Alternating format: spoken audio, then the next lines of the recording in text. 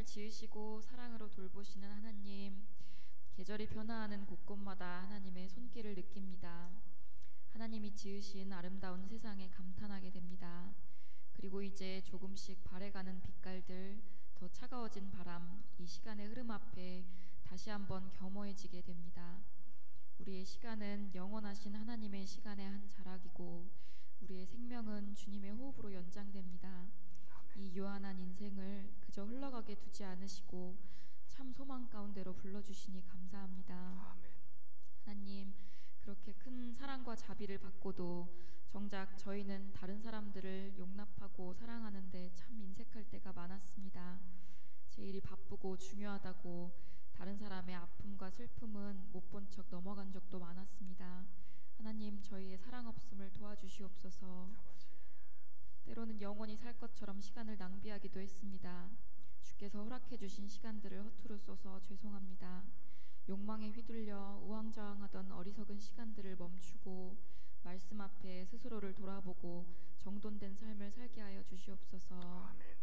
오늘 다시 말씀을 읽고 기도할 때 주께로부터 흘러나오는 생명으로 충만해지는 그 기쁨을 누리고 더욱 갈망하게 하시고 주께서 주시는 깨달음과 평강에 감탄하는 순간들이 늘어나게 하여 주시옵소서. 아멘. 매주 선포되는 말씀을 통해 성경을 살아계신 하나님의 말씀으로 생생하게 듣게 하시니 감사합니다. 또 교회 안에서 기댈 수 있는 지체들을 만나고 사랑받게 하시니 감사합니다. 아멘. 하나님께 또 다른 사람들에게 받은 그 사랑으로 우리도 누군가 기댈 만한 사람으로 창조하여 주시옵소서. 아멘. 하나님, 저희에게 맡겨주신 다음 세대가 하나님 아는 세대가 되도록 힘써 양육하게 하여 주시옵소서. 말로만 가르치는 것이 아니라 우리의 삶과 일상에서 그들에게 하나님을 증거할 수 있는 사람이 저희가 먼저 될 수 있기를 간절히 원합니다. 아멘. 어린이부와 청소년부, 청년부에 협소한 예배 공간을 놓고 함께 기도하고 있습니다. 우리의 모든 필요를 아시는 주님, 주께서 보시기에 선한 대로 가장 적절할 때 채워주실 것을 믿고 기도하며 기다리겠습니다. 아멘.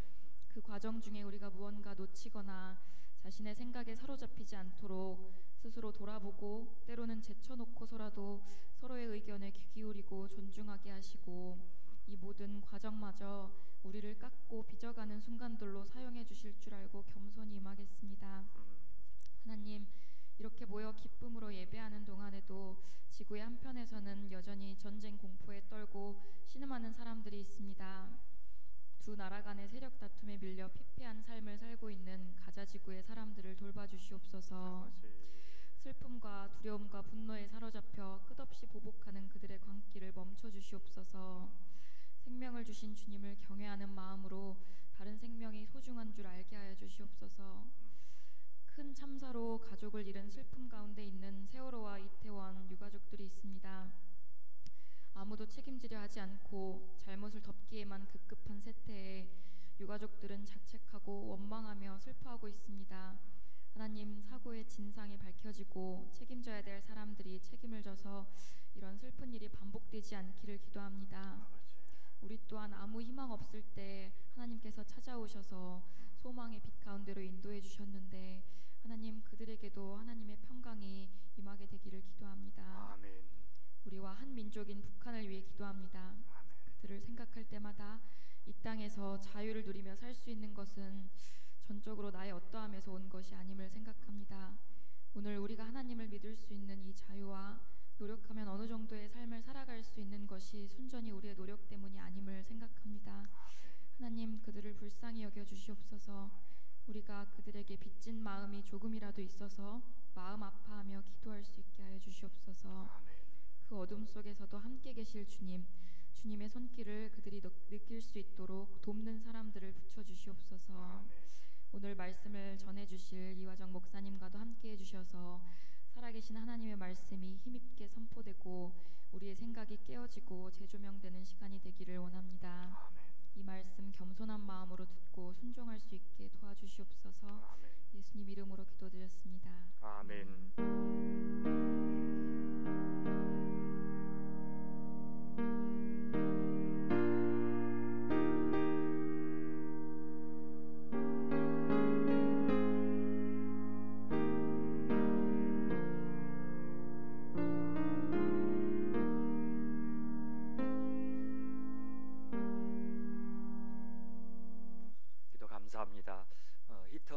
앉으셔도 될 것 같아요. 예배 중에는. 네. 하나님 말씀 우리 같이 봉독할까요? 고린도후서 1장 1절과 2절 말씀인데요. 우리 한 목소리로 같이 읽어요. 고린도후서 1장 1절과 2절 말씀 우리 같이 읽겠습니다. 시작. 하나님의 뜻으로 말미암아 그리스도 예수의 사도된 바울과 형제 디모데는 고린도에 있는 하나님의 교회와 또 온 아가야에 있는 모든 성도에게 하나님 우리 아버지와 주 예수 그리스도로부터 은혜와 평강이 있기를 원하노라. 아멘. 예수로 소망을 삼는 교회, 이제 이런 제목으로 이화정 목사님 말씀 주실 건데요. 저기 나온 대로 도르트문트 선결교회, 독일의 도르트문트 지역에서 교회를 하시는데 그 지역에는 사실은 교민이라든지 학생들이 많이 없습니다. 그래서 멀리서부터 여기까지 이제 학생들 교민들이 오는데 그건 참 이례적입니다. 그래서 원래 한인교회가 될 수 있는 교회가 아닌데 12명일 때 맡아서 지금 120명. 그러니까 이렇게 성장한 독일 안에서의 교회 혹은 이민교회에서도 사례를 찾아보기 어렵고, 특히 성결교회 안에서는 전 세계에서 이런 정도의 규모를 갖춘 교회가 한 10개도 안 됩니다. 그래서 정말 열심히 소그룹 공부하시고 각 우리 성도들이 있는 곳을 찾아다니면서 열심히 하시고, 그리고 최근에 이제 독일에서 조직 신학으로 이제 박사 학위까지 끝내시고 공부와 사역을, 저도 참 일을 많이 하지만 아주 징할 정도로 사역하고 공부를 병행하시느라고 고생하시는데, 여기 우리 신안부입니다. 신안 어디죠? 자꾸 들어도 팔금 아시죠? 팔금. 지금은 도로가 나서 거기까지 차 가지고 갈 수 있는데, 팔금에서 소금 만들면서 우리 외동아들 키우시느라고 고생하신 부모님이 둘 다 지금 목포 요양원에 계셔서 사실 오늘 내일 하십니다. 그래서 어머니가 좀 안 좋으시다는 말씀 듣고 급히 지금 독일에서 오셨는데, 오신 김에 저희 교회 말씀을 또 전해주셔서 얼마나 감사한지 모르겠습니다. 우리 큰 박수로 목사님 모시겠습니다.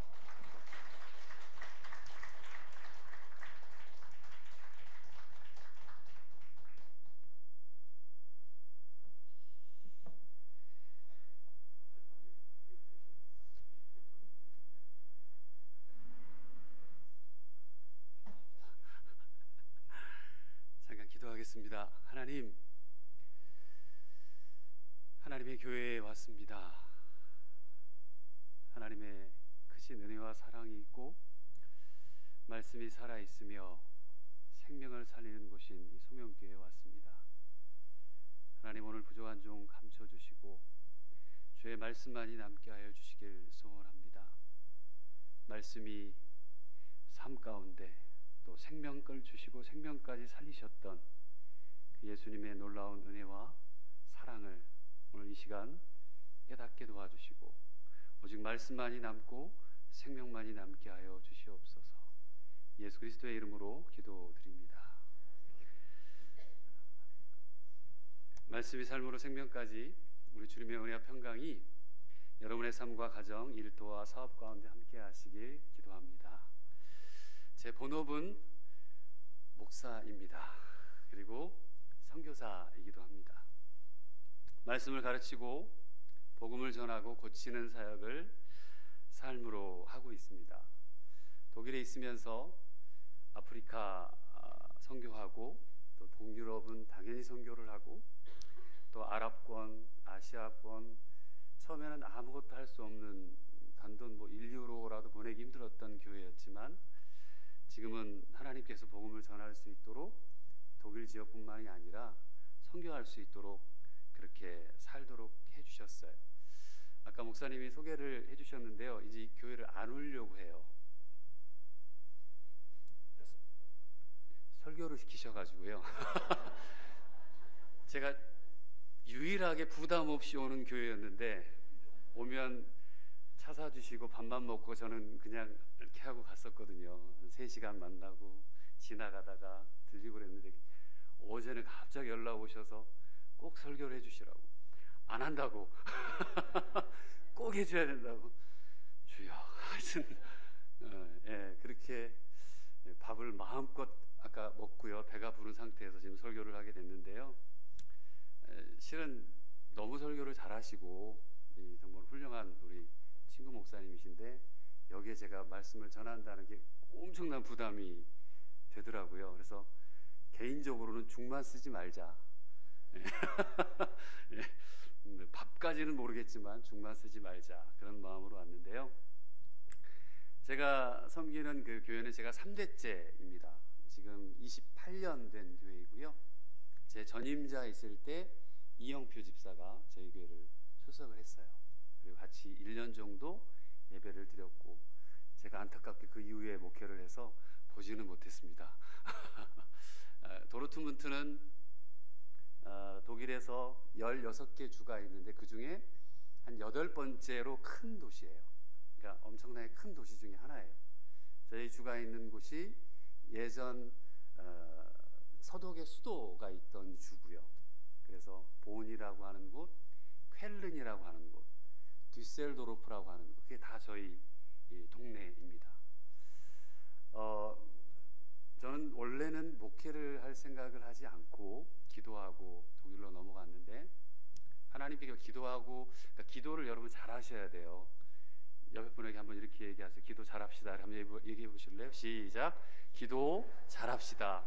왜냐하면 은혜 주셔서 정말 모르고 부족해서 공부를 해보려고 독일을 갔는데, 그때 하나 붙여서 기도한 게 걸렸어요. 그게 뭐냐면, 하나님, 공부를 하러 가는데 재정이 하나도 없지만 하나님이 먹여 살릴 거라 믿습니다. 그러나 거기에 더하여서 교회 사역을 하려고 한다면 무조건 아멘하고 순종하겠습니다. 이 기도를 안 했어야 되는데 이 기도를 하고 나서부터는 공부를 시작하고, 이 기도에 콜링이 오니까 이게 노를 못하는 거예요. 순종하고 아까 말씀하신 그 교회, 지금 교회 목회를 시작하게 됐는데요. 제가 오늘 아침에 이 설교를 준비하면서 제 직업을 한번 생각을 해봤어요. 하는 일이 뭐가 있을까? 내가 무슨 일을 해왔을까? 자, 본업이 뭐라고 그랬죠? 목사, 선교사.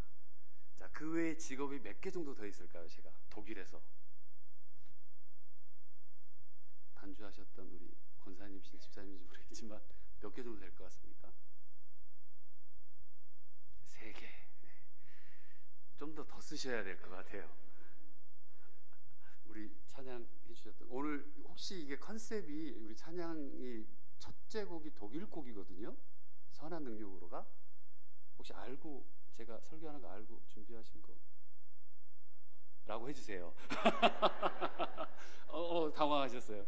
제가 직업이 몇 개 정도 될 것 같아요? 5개. 더 쓰셔야 돼요.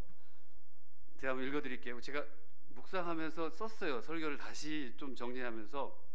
자, 제가 나열을 할게요. 공항 픽업 택시기사, 어학원 원장, 핸드폰 대리점 직원, 은행원, 부동산 중개인, 집 바닥마루 시설기사, 열쇠공, 구급대원. 보험이 없는 학생들이 종종 있어요. 그럼 그 학생들을 약들 엄청 싸들고 가서 케어해줘야 되고, 또 응급실도 데려가요. 밀키트 직원도 합니다. 코로나로 또 아픈 사람들 뼈국 우려서 김치찌개 만들어서 직접 반찬 싸들고 집 앞에 놓고 와요. 마트 직원도 했습니다. 시청, 외국인청, 경찰서, 아이들 학교 통역사로 일을 계속하고 있습니다. 이삿짐 센터 직원 너무 많이 했고요. 청소 영역 잘합니다. 네. 유학생들이 혹은 이사 가는 분들이 급해서 정리하지 못하고 집들을 그냥 떠나요. 근데 독일은 원상복귀를 해놔야 돼요. 그러니까 다 뜯고 다 칠하고 뭐 다 하고 난 다음 해줘야 되는데, 급하게 떠나는 사람들은 제가 가서 도와주기도 해요. 보험회사 직원, 아이들 초중고 학생들 선생님 상담해 주러 갈 때 옆에 항상 붙어서 갑니다. 벽지 잘 발라요. 페인트 잘 칠합니다. 자동차 중개인도 합니다. 자동차 수리 서비스 안내도 합니다. 컴퓨터 수리 안내도 하고요. 교통 티켓 판매원도 합니다. 배추김치 반찬 가게도 합니다. 그리고 어젯밤에 참 신기하게 한국만 오면 어찌나 연락 오는 분이 전혀 모르는 분한테 연락이 와요. 그래서 어젯밤에도 상담을 해드렸어요. 3년 동안 우울증 때문에 아이가 학교를 못 가고 엄청나게 괴로워하던 부모님이 소식을 듣고, 저는 모르는 분이에요. 근데 이화정 목사가 한국에 나왔다더라. 소식이 와서 그분을 제발 한번 만나서 이 아이를 독일로 보내고 싶습니다. 그래서 어제 만나서 한 아이 얘기 상담하고, 바로 그날 밤에 독일은 점심때니까 독일로 전화해서 얘기하고 바로 오늘 보내기로 다 결정을 해줬어요. 유학원 원장까지 돈 하나도 안 받고 22개의 직업이 예, 본업이 뭐라고 그랬죠? 목사, 선교사예요. 아무튼 제가 독일에서 하는 사역과 섬김들인데 10개월 보니까 처음인데 이렇게 지금까지 15년, 16년 차 돼가고 있는데요. 예수님 때문에 이런 일을 하고 있어요. 생명을 살리기 위해, 또 복음을 전하기 위해 삶으로 또 복음 들고 살아가려고 합니다.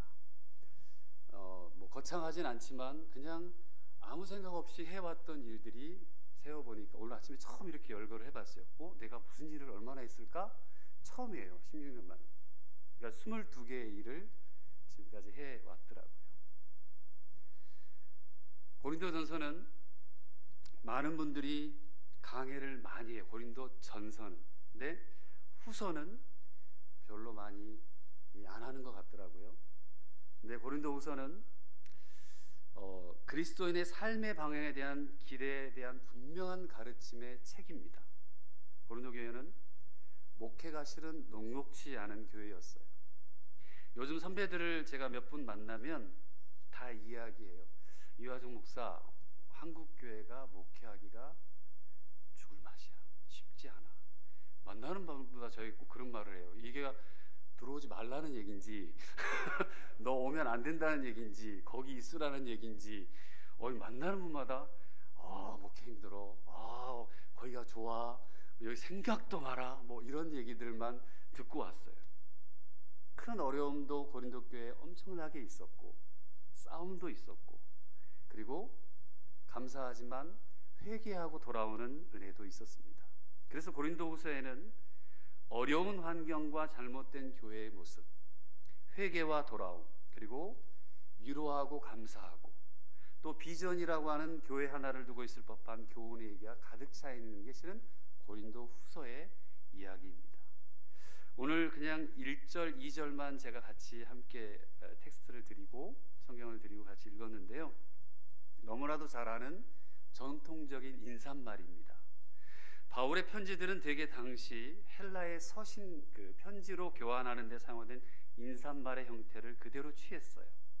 발신인, 수신인, 그리고 간단한 인사말이 들어갑니다. 그런데 바울 서신은요, 이 간단한 인사말에 아주 중요한 두 가지의 핵심 개념을 가져다 썼어요. 제가 처음에 인사했습니다. 뭐라고 인사했습니까? 우리 주님의 은혜와 평강이 여러분과 함께 하시길 빕니다 라고 인사를 드렸어요. 중요한 두 가지의 개념인 은혜와 평강이라는 개념을 가져다 써요. 근데 바울에게 있어서 이 은혜 하리스라고 하는 형식적인 그냥 인사말의 개념이 아니었어요. 철저하게 예수 그리스도 안에서 하나님이 행하신 구원과 커넥트되어 있어요. 연결되어 있어요. 그래서 그 은혜는 하나님의 사랑과 그 사랑으로 인한 구원의 역사가 분명히 깨달아지고 느껴지는 것을 말하는 거였습니다. 은혜는요, 우리가 잘 알듯이, 저와 여러분들이 잘 알듯이 우리가 받을 만해서 받는 것이 아니죠. 맞나요? 뭔 소리 하나, 지금 이 분위기신 것 같은데. 죄송해요 목사님. 은혜는 우리가 받을 만해서 받는 것이 아니죠. 받을 만한 어떤 자격도 없는 자에게 주신 선물이기 때문에 거저 얻는 것이고, 그래서 은혜라고 얘기합니다. 바울은 이 거저 얻는 은혜, 그래서 그것이 은혜인 것을 알기를 원하는 마음을 담아서 편지를 썼던 거예요. 그리고 에이레네 아시잖아요? 이 평강은 그리스도인으로 구원의 은혜를 깨달은 자들이 얻게 되는 평화를 말해요. 그리스도로 말미암아 구원을 얻은 자들이 얻는 평화입니다. 오늘 찬양 설교를 알고 준비하셨는지 모르겠는데 다 맞네요. 하나님께서 예수 그리스도를 통해 죄에 빠진 인간들을 구원하셨기 때문에 인간들과 화해하셨고 또 그 인간들 사이에서 평화를 이루셨어요. 그래서 이 평강은 이 땅에서의 환경에 영향을 받는 것이 아니라 하나님께서 당신의 아들을 통해서 이루신 은혜와 화해의 결과로 주어진 것, 은혜를 아는 자들이 누릴 자유함이 될 수 있는 겁니다. 그러니까 2절에서도 그걸 명확히 알려주는데요, 이 은혜와 평강이 어디에서 오냐면 2절 말씀을 한번 띄워줄 수 있으실까요? 가능한가요? 아니면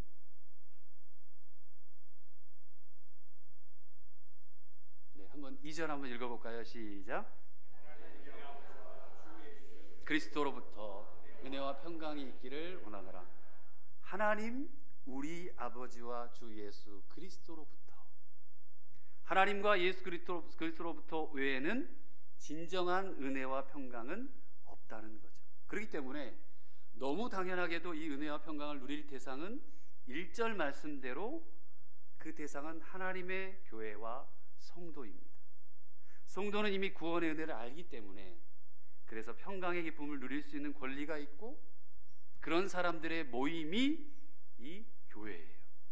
그래서 바울은 우리 그리스도인들에게 언제나 은혜와 평강이 있기를 축복하고 그 편지의 서신에 시작하는 말이 은혜와 평강이 써있게 되는 거예요.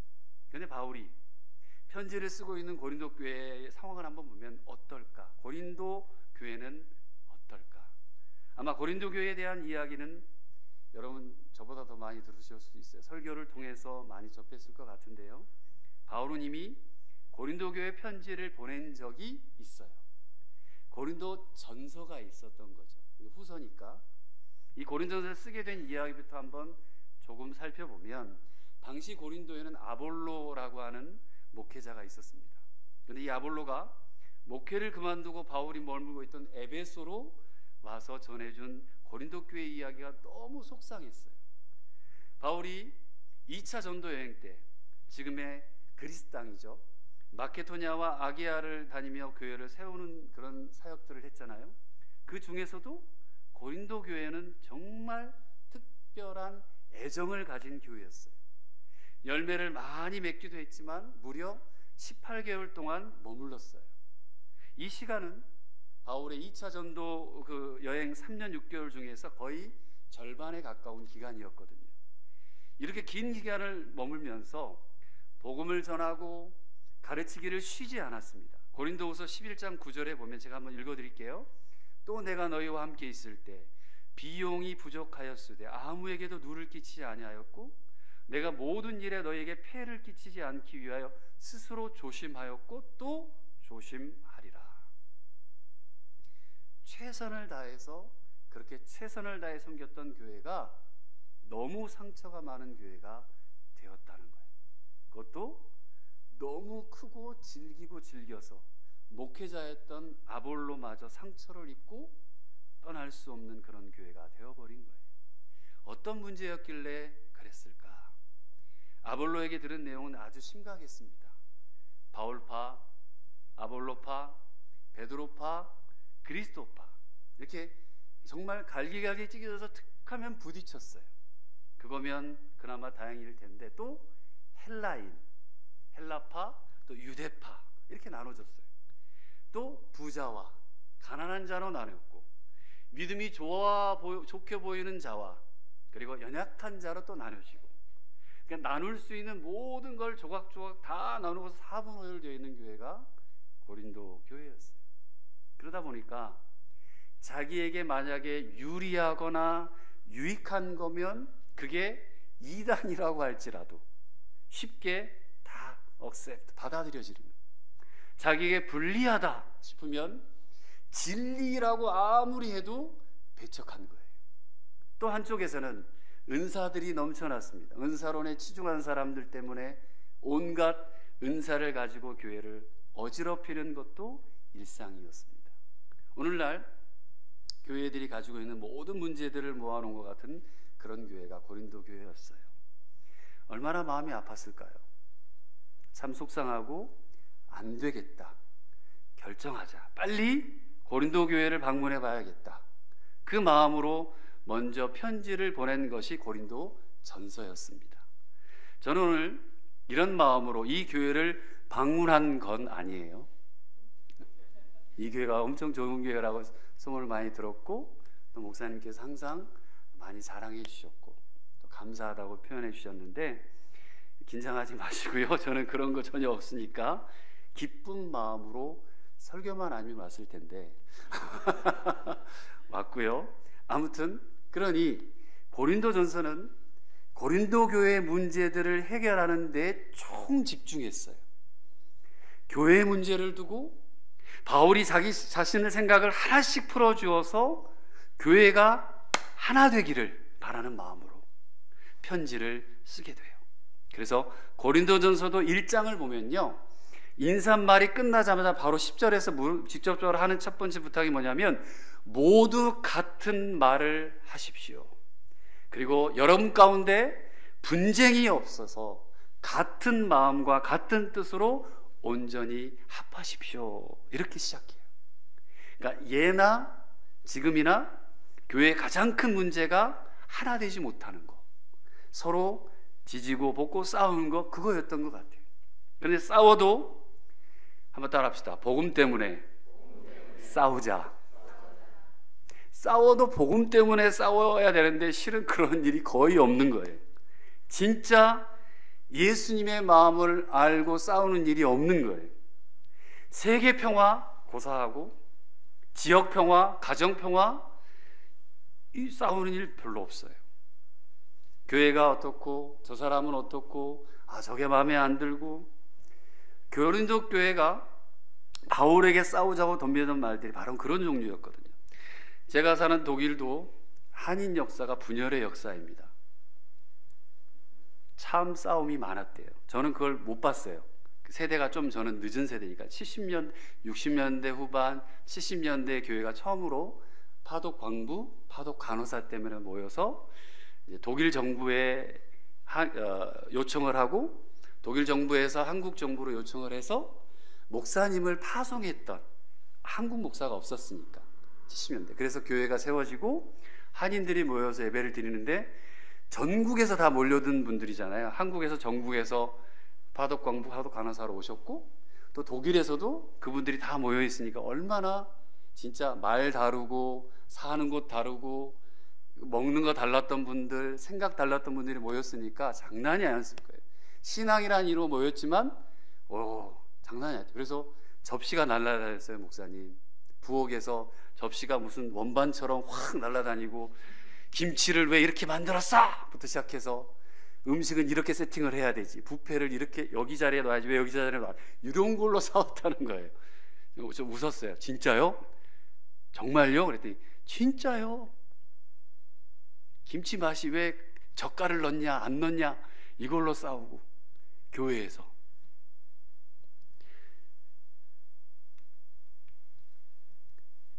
여러분 싸우지 마세요. 이게는 안 싸울 것 같은데. 만약에 싸우고 싶잖아요. 그러면 진짜 한번 이렇게 한번 생각을 해보세요. 하루에 3시간씩 예수님의 마음을 가지고 싸우게 해 주십시오. 3시간씩 기도하고 한번 싸워보세요. 그러실 분? 저는 못하겠어요. 왜냐하면 3시간씩 기도를 못할 것 같아요. 포기하려고요. 바울은 고린도전서에 그렇게 여러 파로 찢어지고 나누어져 싸우는 일을 말리고, 그리고 하나 되기 위해서 예수님께서 십자가를 지셨다. 교회는 그 십자가로 서는 곳이다. 그래서 우리는 예수 그리스도 앞에서 다 동역자들이다. 이렇게 다독이는 거예요. 이렇게 다독이고 교회의 문제 하나하나를 다 설명하고 가르치고 서로 사랑해야 됩니다. 모든 은사는 교회의 덕을 위해 사용해야 됩니다. 이렇게 고린도전서가 쓰여졌고 그렇게 이어져서 정말 보면 바울이 이 고린도 교회를 얼마나 사랑하는지를, 교회를 바로 세우기 위해 무엇이 필요한지를 아주 잘 쓰여진 편지가 고린도전서라는 거죠.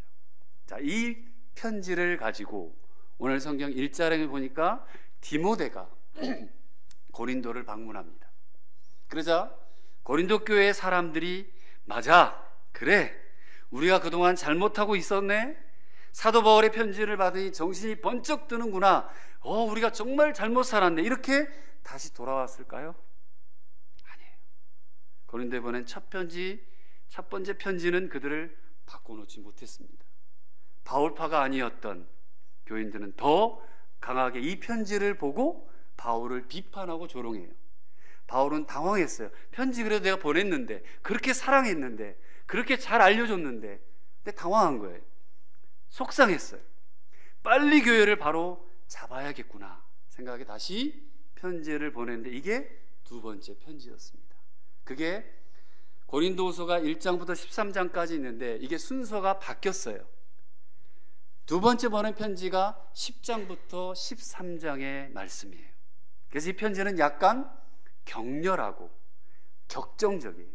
자신의 마음을 알아주지 못하는 고린도 교회에 대한 서운함이 그 안에 들어있어요. 그 편지를 가지고 이번에는 디도가 고린도로 가게 됩니다. 그리고 바울은 마케도냐에서 예루살렘에 가져갈 복음 운동을 위해 고린도를 가겠다는 생각을 가지고 먼저 마케도냐로 가게 됩니다. 그리고 나서 나중에 디도가 다시 고린도를 떠나 마케도냐의 바울을 만나게 되는데요. 그때 거기서 두 번째 편지를 받은 교회 성도들이 회개했다는 소식이 들려집니다. 일부 불순종하는 자들이 남아 있어서 어려움이 있기는 좀 했지만 그래도 회개하고 회복되었다는 소식을 들으니까 굉장히 감사했어요. 바울은 감사의 마음을 담아서 고린도 교회 성도들을 다독이고 싶어졌습니다. 그렇게 해서 아직 마케도냐에 할 일이 남아있던 바울이 급히 다시 세 번째 편지를 쓰는데 그게 고린도후서 1장부터 9장까지의 내용이 됩니다. 이렇게 고린도후서는 첫 번째 편지가 보냈는데 받아들이지 않았어요.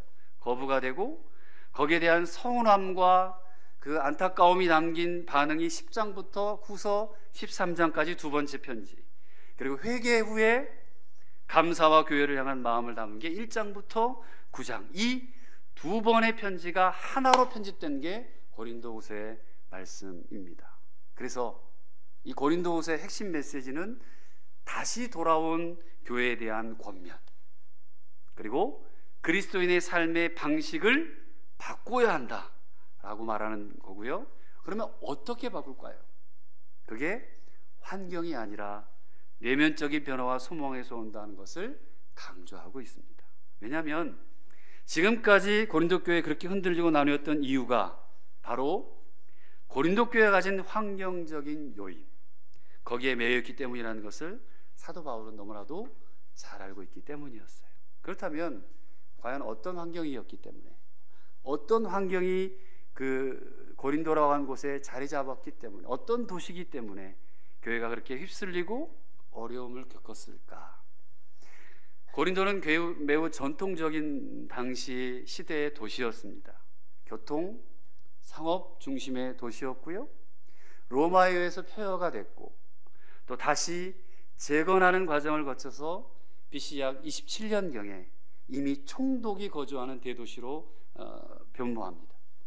그때 이미 로마 제국 내에서도 로마와 알렉산드리아에 이은 세 번째 주요 도시로 인정되었을 만큼 굉장히 빠르게 성장해요. 그러다 보니까 각계 계층의 사람들이 몰려들어요.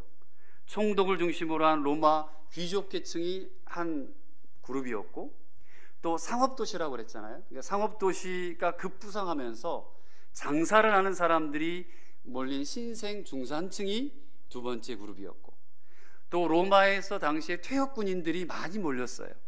일자리를 얻고자 하층민들까지 되고 몰리면서 여러 총족 중에 계층들이 집약지가 되고 맙니다.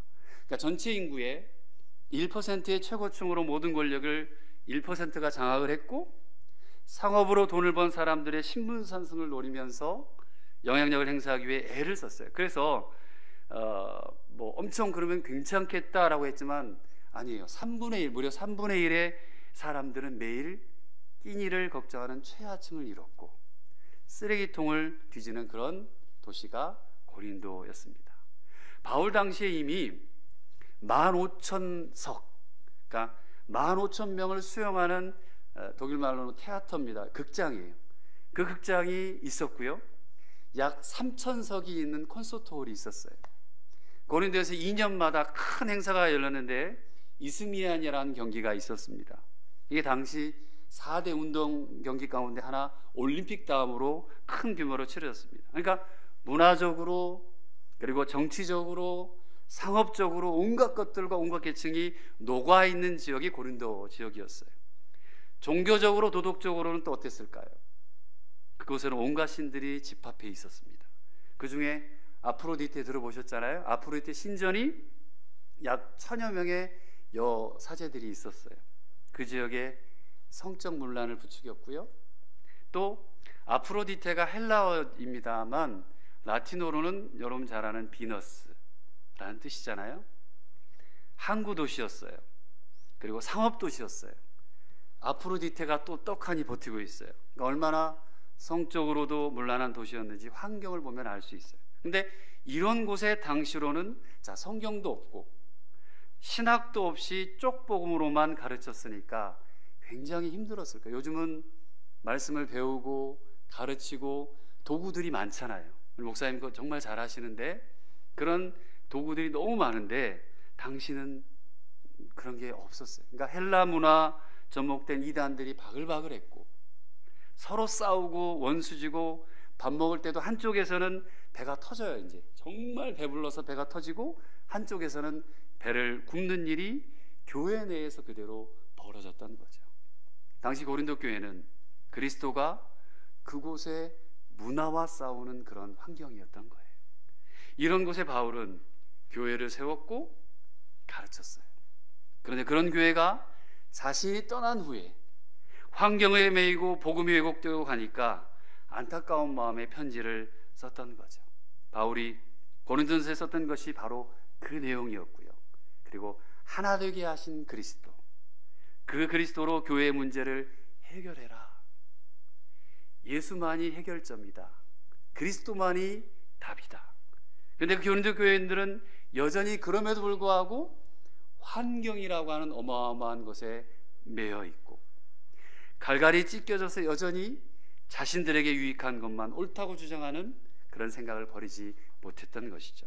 근데 과연 그게 맞았을까요?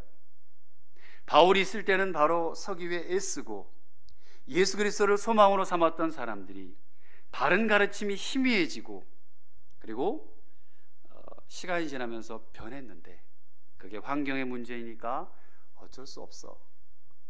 환경 탓으로 돌려도 되냐라고 하는 거예요. 환경을 탓하는 것은 우리가 잘 알듯이 교회의 바른 모습은 아닐 겁니다.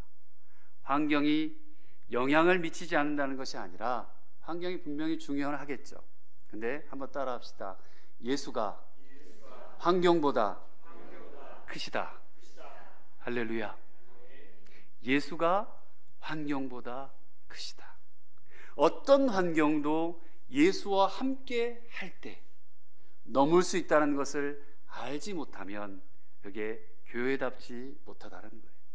하나님이셨던 예수 그리스도께서 이 땅에 오실 때 그게 우리가 생각했던 모든 가능성, 모든 안전한 피난처, 우리가 가지고 있는 모든 환경을 넘으시는 하나님의 일하심이 바로 복음이었잖아요. 우리가 가진 환경으로도 다른 어떤 것으로도 넘을 수 없는 구원의 길을 하나님께서 직접 이 땅에 오셔서 고통당하시고 죽으심으로 해결하셔서 우리에게 구원을 허락하셨습니다. 그 예수가 교회의 중심이고 그 예수로 교회는 사는 겁니다. 그래서 저와 여러분들이 있는 거예요. 예수보다 환경이 크다는 것은 그곳에 예수가 살아있지 못하다는 것을 증명하는 겁니다. 그래서 환경을 먼저 생각하는 교회의 특징이 무엇인지 아십니까? 손 한번 이렇게 들어보세요. 옆 사람한테 하면 상처받으니까 앞으로만 이렇게 해보세요. 이렇게 탓하는 거예요. 환경을 중요하게 생각하는 교회의 특징은 탓이에요. 탓. 목사님 탓, 장로님 탓, 권사님 탓, 집사님 탓.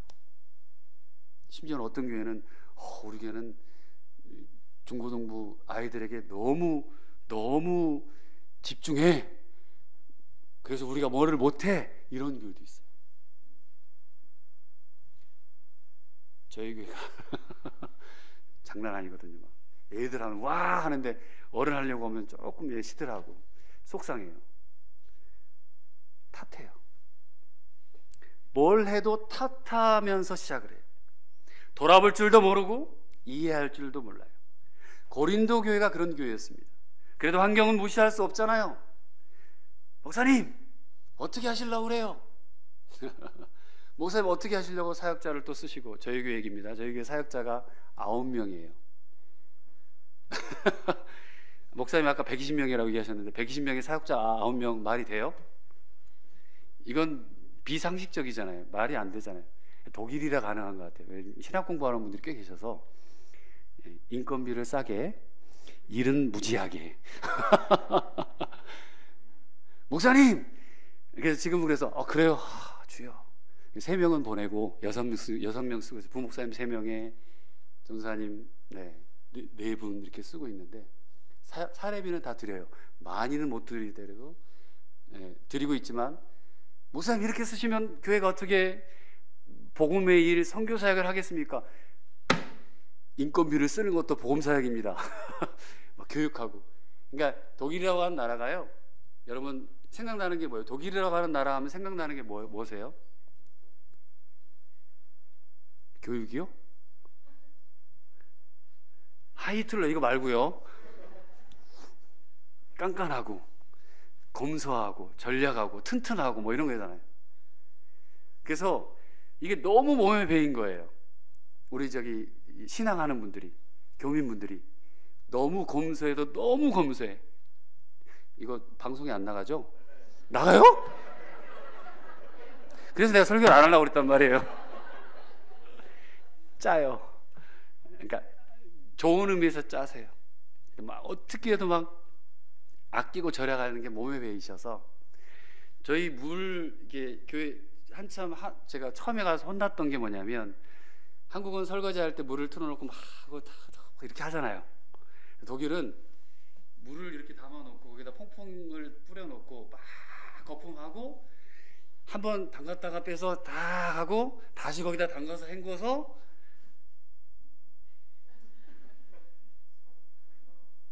그리고 깨끗한 물에 닦질 않고 수건으로 닦고 놔요. 그래서 내가 이거 다음 주에 다시 이렇게 먹어요? 내가 그랬더니 괜찮아요 목사님, 이렇게 아껴서 써야 돼요. 그럴 정도로. 입이 벌어지시죠? 독일에서 안 사시고 다행으로 하세요. 네.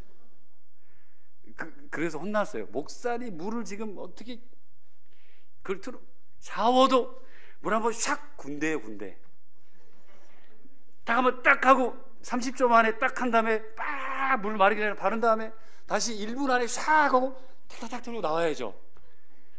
이렇게 훈련받았어요. 유학생들이 처음 오면 물을 계속 틀어놓고 한국처럼. 그러니까 기숙사든 아니면 그냥 일반 집에서 사는 아이들이 그것 때문에 주인집 사람들 엄청 혼나요. 물세 많이 나오고. 그걸 모르는 거예요. 물을 계속 틀어놓고 막 음악 들으면서 막 하면서 이건 난리가 나는 거예요. 이럴 수가 없는 거예요. 어디 하다 이 얘기를 했대야.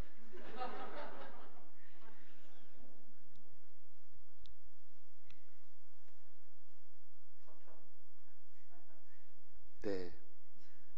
환경은 무시할 수 없어요.